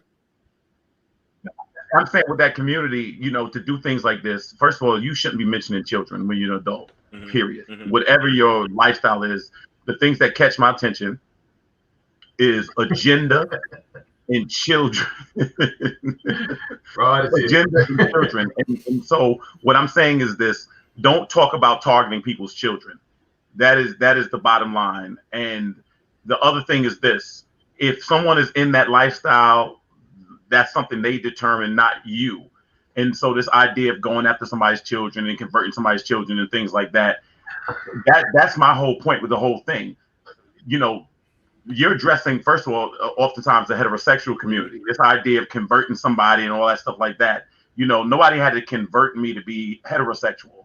So as a result, in other words, I am who I am, you know, intrinsically, naturally. So for you to actually go after some type of agenda, something like that, and you're talking about people's children, that's very, very dangerous. Now, when somebody come and slap the pure fire out you, then you're going to say that they're doing it because of you being gay or something like that. And that's why I'm saying, you know, you can't use that as a badge and then use it as a shield at the same time. And so I think that's very, very dangerous, very divisive. And if I had children, in which my nieces and my nephew are like my own children, something like that, somebody come out talking about converting them and stuff like that, it's going to probably be an altercation. And that's just how it's gonna work. See, that's the thing, man. If you're telling jokes, you got to know who you're playing with. You know what I mean? Like, you know, this is the heterosexual community. We already have a hard time figuring out the whole gay LGBTQ thing. You know what I mean? And now, one thing we don't play with is our kids. You know, now maybe because you're gay or whatever, maybe we wonder if you have the same mothering and fathering instinct. You know what I mean? And obviously, when you're playing around like that, it's not a good look because you don't threaten nobody's kids. You don't play with people's kids. You don't talk about you're going to convert somebody's kids or prime people's kids. You know what I mean? That's what rapists do. They prime the children and all of that, you know, with candy or whatever, little games or whatever. We don't know where you're going with that, man. And that's a bad, bad look right there. So, homie needs to really cut it out. It's entertaining. Song, by the way, had a nice little melody and all of that. You know what I mean? Sounded like some you know, I don't know, some hot Broadway thing or whatever. But you know, you know, but you're coming right at the main issue. You know what I mean? You know, you're gonna try. It's like you're sneaking in the back door with the entertainment and all of that. You're playing around and you're putting your agenda out there. You don't know where that's going. You know, so it's a bad look, man, all the way around. Find another way to play around. Yeah, that's what I'm saying. Find another way to play around. Yeah. Or another joke. Not that one. That ain't the one. Yeah. Rodney? My Wi-Fi is stuck. That's it. That's all I gotta say. Now, and they said like yeah, it is. Grooming is real. Yeah, like it's saying it's a parody to convert the kids to be more tolerant of gay people. It didn't come across like that, and then certain things have subliminal messages, and messages we don't see, and that to kids. I think they could have did it some other kind of way. The lyrics they used was not the way, and like and Derik said, you don't try to do things to my kids, and people are gonna be very protective. Now you got the backlash because people not tolerating. Like, nah, you went a little bit too much that time. What are you advertising for? What do you advertise? What you get? This is a gay advertisement. Like, what are you recruiting? I mean, at the end of the day, do your thing and be done with it. That's you. Yeah. And I think this generation is coming up is more tolerant or accepting of people's lifestyles. Because I see kids. We have trips, and the kids are cool with the kids that are gay, whatever. The transgender kids, I don't see them getting messed with. Kids gonna tease each other. That's gonna happen. They call fat and all that stuff. They can say gay and all this other stuff. But I think it's more acceptable. Like you got Lil Nas X, one of the #1 rappers, right? All these guys wearing purses nowadays. We went out. How many guys we see wearing these purses now? Yeah, it's a little bit more acceptable. So I don't think. Why do you have to do that song and where you get that song? That's right. What issue I have with it. Like I don't even like seeing I didn't like the BET Awards. I think it was over sexual, heterosexual, and gay. I think it was just too much. It was just too much. But anyhow. Speaking of people that's in the world that hangs with a lot of trannies and gay people, Wendy Williams, and she talked about this. I think how you pronounce it, Suave. Suave. That's his name. Yeah, right. Suave. This influencer. It was very insensitive remarks she had about his death. This young man lived in Delaware. He got shot and murdered. I think it was last week. And the first thing she said, "Wow, this guy had 2.5 million. What are we gonna do all those followers or some shit like that?" I mean. I'll let you guys go before I get my rant on Wendy Williams' bitch ass. But go ahead. I ain't even call her bitches being the bitches that whoever from me take it the other way. I call everybody a bitch. But Derik, you gotta Damon, you gotta understand the Wendy Williams vehicle. That's just what it is. It's to incite that feeling that you just had. And of course it is insensitive. Wendy Williams to me is probably, I guess, professionally, maybe at the end of her run, I think we've just about had enough of it. I think it's run its course. And so I think Wendy has to do what she has to do just to stay as relevant as she wants to be or used to be. And I don't think Wendy bases her programming on sensitivity or necessarily decorum or, having some proper treatment of people in the way they feel. Very insensitive to people probably. And that's what it is. And that's why I'm not a fan or a supporter or a watcher of. I don't consume Wendy Williams because it just, to me, that's what you sign up for, and that's what it's gonna be. To me, is reheated Chinese food in my estimation. Yeah, the first no pun intended, no disrespect. but the first thing she mentions is followers. Like he had more than her on TikTok, but then she said, and the next thing, but I have more than him on Instagram. Like, who says that to a person that just died? No, it was a system, and backlash came in left and right. She had to make it up. I think she announced the guy that works for her in the show, the guy that sits on the side and talks about it. He brought up the point that she has more followers than him on Instagram, and then she said, "Well, a lot of people said Instagram is dead." Yes, right? That's right. She just said it. That's right. So the thing is, it was very. I saw the video. Mm-hmm. It was done in very poor taste. Basically, she brought up all these factors about who has more followers and who is he. And then she brought up the fact of, like, it kind of came off as though, like, nobody knows who this guy is, because she even asked her audience, how many people know Swervy or Swavy? If we're getting the guy's name wrong, we apologize. We apologize.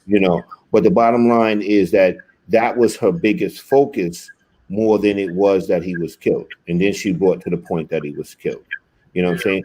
Now, Wendy Williams has a history of, with the gossip thing. That's how Wendy Williams got on, got to the point she is today, talking about people, downing other people, starting rumors about people, actually lying on people. So I never been a fan of Wendy Williams, and this doesn't shock me that she would do something tasteless like this.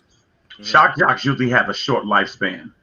Howard Stern even evolved his show differently. Because what happens is, inevitably, when you're a shock jock, eventually what you say is no longer shocking. And so what you have to do is keep trying to tweak that because it's what's expected now, and so that's where she's at now. She, you expect this from Wendy Williams, so it's no longer shocking, and therefore it's that's why her bread and butter is usually the gossiping thing. Because other than that, today, to be honest with you, there's really no shock value left in the world today. Nothing is shocking. Coming from marriage now. Yeah. Also. Yeah. She went after, what was the lady? Yeah. What's the vegetarian, the vegan lady that she went after talking about her husband? Oh, this is it's on the Shy right now. Yeah, she's on the Shy. Gosh, your name. She's popping right now too. Somebody write her name, please, in the. I can't think of her name. My wife follows her. My wife's a big fan. All right, now I'm gonna go. Keep on talking. I'm gonna try to find her. Go ahead. I'm trying to think of her name, but the thing is, she's popping. She got a seasoning out. She's doing well, and I think Wendy Williams made a comment about her. Tabitha Brown. There you go. Thank you, Norette. See, we know who the smart one in the family is, Norette. Hey, no argument, man. No argument. No, but the thing is, like, she went after Tabitha Brown and her husband, right? And brought up some fact that she's taking care of her husband because now she's making all the money. But not realizing that her husband's actually a retired LAPD cop. He has a pension. He has his own foundation. And guess what? When they was busted and they was doing bad, he's the one that went out and got the job and supported the family. Yeah. Now, how do you go after? Why would you do that? Like, why are you hating on this lady because she went from doing really bad? This lady went from they were doing so bad she had to go out and drive Uber. Yeah. She had to drive her Uber. I'm happy for the sister. I'm happy for the brother. That's what husband and wives that are down for each other do. They stick together. When they down, you band together. You don't break up. You don't fight. And that's what they did. They got together and look, later on, she blew up. She's making mad money now. Yeah. Right. Oh yeah. And he can raise his head up high, man. He was a platform. Yeah. He was a platform that allowed her to elevate. You know what I mean? And take them both with her. You know what I'm saying? They went there together throughout the whole process. But Wendy is Kelvin says falling off because when she first got on television, she was cool. People saw like, oh, it's a different Wendy. Now that her things are going down and people are looking at other platforms and getting their news and getting their gossip from other things, people not tuning into her. Now she's back on that bad girl hate shit and being that what I call mean culture. Right. Everything with her is mean. Like now that your shit is fucked, your marriage is failing, your kid, not to talk bad about her son, wound up being on drugs and messing up because she always talk about people that's getting high and all this other stuff and their kids. Now that came, those chickens came on the roost with her. So Wendy Williams is a former drug addict herself. I know, but I was just saying, but she's talked so much about Wendy Williams' brand is like a drug. Yeah. Kelvin alluded to it before. She had people. We're kind of numb to it now, just like a drug addict has to keep giving a bigger and greater and greater and greater dose, right, to get the same high. That's what we're at with Wendy Williams. She keeps going higher and higher and higher. She's got to be more and more extreme. She's done now, like because same idea. Yeah, like the hate culture of that. Like, why would this young man, his body's barely cold, and you're making these kind of comments? Like, when do you have some kind of respect in you? Like the stuff she says, off-brand stuff. What she said about historical black colleges. What she said about the sister right there we were just talking about. When does it stop? When do you become like better on your reporting and stuff like that? But anyhow, when you stop being miserable. Yeah, that's true. Yeah. Anyhow, probably that's what the problem is. She's unhappy with herself. Yeah. On a lighter note, our guy that we love it to death has a hot podcast called Hot Boxing with Mike Tyson. Had an interview with De La Hoya. With Oscar De La Hoya stated that he would love to come back to fight, and one of the fights that he want to come back and fight Canelo Alvarez. Ooh. I wanted to sit down somewhere and promote himself. Fighting is a young man. Oh, Jamie. Oh, sorry. For people don't know, Jamie, play the video for that. I forgot about that. Sorry about that, Jamie. This is what's happening, okay? This might be my fighter juices flowing again, And first of all, you inspired me, Mike, because what are you, 56, Mike? Yeah, 56, 55. And looking as good as you did against Roy, who's a master, right? And just for coming back and doing, you inspired me. So I said, I want to do it too. But in back of my head, my demons are telling me, no, you got to do it, motherfucker. Oh, yeah, I know how that works. You know what I'm saying? I know how your subconscious makes a bitch out of you. Right? Yeah. I want to do 2 of these fights, I want to do hold on. I want to do 2 of these fights, and then guess what? I want to do a real fight. a 12-round fight with either Floyd or Canelo. I never heard no shit like that. Floyd, who stays in the gym. That motherfucker's crazy. Let me give you every other thing too. Oscar De La Hoya, I don't know if y'all saw the whole interview, but he also said he used mushrooms. So I don't know if he was having those mushrooms right now. He's with Mike. He's doing mushrooms, man. You know what? I'm gonna tell you something. I think Derik. They are making these points. The boxing game is in trouble. It's in trouble. It is. The boxing It's game majorly in trouble. It's in trouble. It is. It is. But it's like I put it on the promoters because the promoters are so busy looking at their own bag, they're not and protecting their own bag, they're not making the fights that people want to see. All right. And it's allowing that lane for De La Hoya to come back, for Mike to come back, for Roy Jones to come back, because those are the big names and they come back and they make big numbers. And we are, our generation, we grew up loving boxing. I don't know if the next generation likes boxing as much, as we did. Boxing did it to themselves. When boxing started bringing it to $75 to watch pay-per-view and all that kind of stuff, and the fights once a year. Come on, think about it. Let me finish. The way you grow sports, because I work in sports television. The way you grow sports, we're locked in. You're looking for the next generations, like cigarette companies. You want to get the next kids to start smoking a pack of cigarettes. You're not branded. You have nobody has any kind of character in boxing. They don't even know how to make their own character, make their own promote themselves to be something different. And you having these fights at $75. The average kid at home may say, "Man, Dad, let's pay for the $75 fight." My father will smack the shit out of me if I say we're gonna pay $75 to watch a fight. But them shit used to come on free on Channel 7. Man, I don't believe the public is that price conscious when it comes to things that we want. Otherwise, we wouldn't have Jordans that go for $200 or whatever price that we got. But Jordans give you instant gratification. A fight is a different thing. All right, well, what about when you go to the club? We go to the club and people are popping bottles. Instant gratification again. So and the fight doesn't get that. The boxing, MMA is taking up. I don't watch MMA. Rod's a big MMA fighter. MMA takes off big time because one thing the matches, like you said, I agree with you, Derik. They do fight each other once. They fight the best. They happen more often. And then also, you can catch MMA fights a lot on free TV. But now you're talking about a product. We're not talking about you. I don't think the price is the start. I think if you put a good product out there, right, that people want to watch, that's engaging, then people will pay the money. And I put it on the promoters, and it's sort of like a death spiral. That's kind of like how we got there. Not even on promoters. You just said the same thing. Like, you know what I mean? Like, the best are fighting the best. Boxing is back on free TV. They're trying to put good people in. I remember when it came back. You starting to see championship fights on free TV. We need to bring that back more. And I love boxing, bro. I love boxing, but everybody doesn't love it the way I love it, and I understand that, and I understand why. If you ask the average person who holds the belts in heavyweight championship, no one can say it right. Well, the problem is they got too many damn belts. You know what I mean? Look, you can stop. If you tell somebody name the top 3 belts that's been around for years, I bet you nobody can name them. Us. I'm talking about the average person. Yeah. He's right. They probably couldn't name him. No. And it's not their job to name them either. It's not their job. Yeah.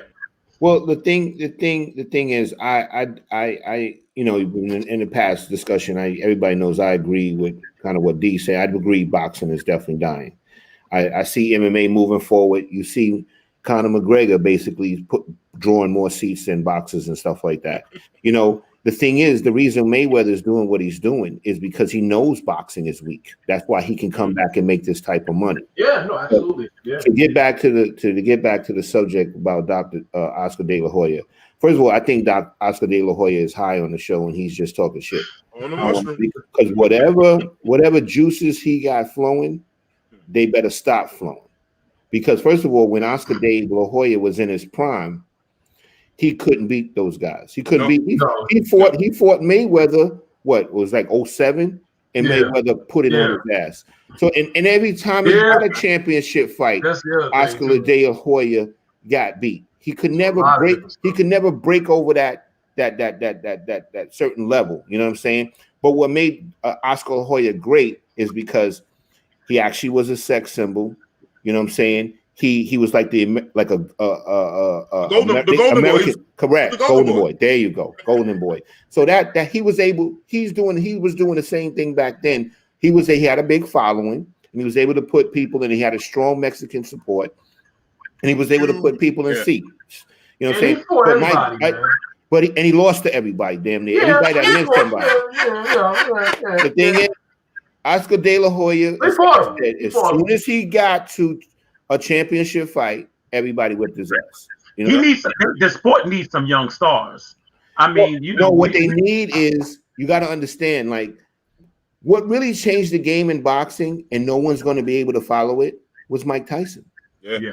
Mike Tyson was the biggest thing back in boxing because the knockout punch. Correct. We got to find somebody that's knocking people out. And that's what people want to see. Okay, we already have that. Who do we have? In the heavyweight division, you have Deontay Wilder, who has the highest knockout percentage of any heavyweight in history. Okay. So you have that already. You know, and he has the weakest chin. Now he has the weakest chin. And now he's got to you. No. Deontay Wilder is going to lose that fight. He's going to lose that fight. Absolutely. Maybe not. And I'll put money on it. I'll put money on it too. I'll put money on Deontay Wilder will lose that fight. Maybe not, but we'll see. We'll see. Against Fury, yeah. Was that part 10? No, 3, but he never beat him. Mike Tyson could never beat him. Mike Tyson gonna beat Holyfield, right? That's right. Mike Tyson will never beat Holyfield. Never could beat, and this guy will never beat Tyson Fury. He would not beat Tyson Fury. But Absolutely. It's a compelling. But what I'm saying is, you have a compelling heavyweight champion right now. No, a compelling matchup right now. I'm going to tell you what I see in Deontay Wilder. Yes, Deontay Wilder hits hard. Anybody 6'8" is going to hit hard. That's number one. Okay. Number two, when you watch Deontay Wilder's fights and he knocks people out, he doesn't have that finesse. It's like wild slinging punches. It's not clean. It's not neat. That's fine. It's not boxing. The bottom line is, when he gets you hurt, he just starts wailing on you. That's it. You know what I'm saying? And to me, that's not a skilled boxer. And I'm not trying to downgrade. But remember, what we're talking about is the casual. The casual wants to see rock'em sock'em robots. They want to see the head go flying off. And another thing too, Derek, timing is everything in boxing. If you look at the guys that Mike Tyson was knocking out when he got to the championship, he was knocking out quality fighters. Yeah. No quality fighters. Deontay Wilder, the division is not like that anymore. No argument. You know what I'm saying? So the thing is, some dudes is knocking out tomato. He's fighting some dudes at the tomato cans. And so is what's the other guy in London? Tyson either. Tyson ain't fighting nobody. Remember he said that? Who? Yeah. Wilder. He said Tyson ain't fighting nobody. He said Tyson should not be a Hall of Famer. We'll save it for the next show, because we can go all night. But I want to talk about some relationship. I want to talk about some relationship stuff. How important is age in a relationship, gentlemen? I think it varies. Right. I agree. I think it's depends on the age gap. You know what I'm saying? And I think it depends on the gender, because I think men can deal with younger women more so than the opposite. Well, I kind of always notice this. When you see an older woman with a younger guy, 9 times out of 10 is sex-based. But when you see an older guy with a younger woman, it's money-based. I think that's fair. You know what I'm saying? That's what I see. So the thing is, like, from a woman's point of view, from a woman's perspective. Well, I can't give a woman's perspective. Well, that's what I'm saying. If you come from a man's perspective, when an older man is with a younger woman, from his perspective, what is it? Is it sex, or is it just, No, usually that younger woman, when she's with the older man, usually that older man has money. Right, that's what I'm saying. Yeah. I don't have no money. Huh? I don't have no money. I said usually. What do you think is too much? Like, as a man, if you were single at the age you are now, what's the youngest age you would date? I'll be totally honest with you. the woman would have to be at least 45 to 50 with me. With me. Now, she too old for me. 45 too old for me. I'm on that Elijah. I'm half my age for 7. I'm going to tell you this, right? I'm going to build to the draft. I don't want a woman.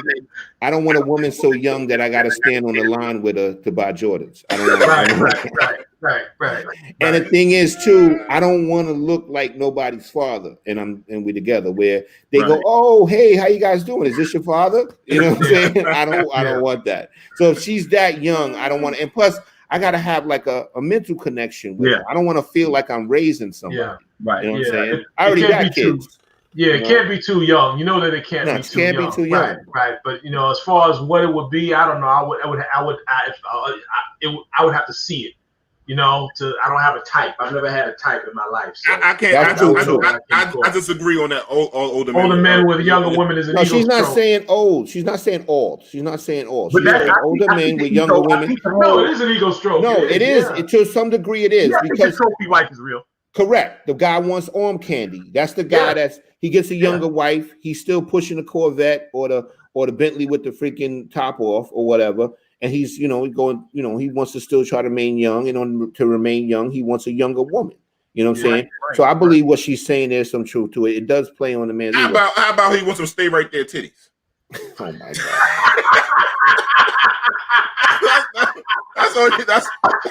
That's all he wants. He wants them to stay right there. We don't want them damn corner social titties. No. Yo. I just want to say, damn, man. I'm just saying. I started to like this show, and we gonna lose this show. It was right at the end, bro. Yeah. I'm just saying, man. I mean, listen. Okay, all right. So obviously, our producer, when we was at the corner social, there was a young lady dressed in some leopard. She wasn't young. Oh, you're talking about the other lady? No, I thought. Right, and obviously, there was something between she and our producer that I'm hearing, and she was younger, so it just depends on a person's maturation. There we go. Oh, Kelvin. Kelvin, you talking about the girl at the bar? You talking about the girl that came over to the table? I'm talking about Marmaduke. Oh man. Listen, I don't care if she was younger than me or older than me. That one I wouldn't even kick it to. But no, I don't think it's an ego stroke. For some guys it is. I agree with you on that. Some guys that like Lionel Richie might be a little ego stroke in it. But some guys like my lady's much younger than me now. But I don't even see the age in our relationship though. Well, if you mentally connect, then guess what? You won't see the age. Mm-hmm. Yeah. You know what I'm saying? That's why I said I got to have somebody that I can connect with up here. We got to be on the same mental level. And I'm not saying that all younger women can't be mature, but that's pretty much what your situation is. If you got somebody that's younger than you and you're mentally connecting, guess what? You're not going to see the age. You're right. Yeah. And that's throughout life, whether she's young at your age or old as you age together. Yeah. These dudes ain't think about no mental connection. What they think about is the fact that 5'5" with dimples. Potential. Yeah. You know what I'm saying? They can wait, like they said, if you got to buy her some Skittles or something like that, she's too young. Yeah, she's too young. Yeah, but I want no old chick. I got to watch her grandkids got to come over. You know what I'm saying? Got to rub a Ben Gay on her. I want none of that old shit. D, you going to get us canceled. So, like at the last 10 minutes, you going to get us canceled. I want them young and fun, baby. But you got to be a thing, though. I'm going to tell you right now, if you can't stay up past 9 o'clock, dog, you can't be young. I stay up all night, though. You know me, I don't go to bed forever, so I just can't. You know something? He's telling the truth. Because this guy be sending me DMs at 4 o'clock in the morning. Yo, thank you, don't. Yo, it be getting me in trouble. My wife be like, who the hell is that DMing me at 4 o'clock in the morning? He'll send you something right now. You don't see his hand move.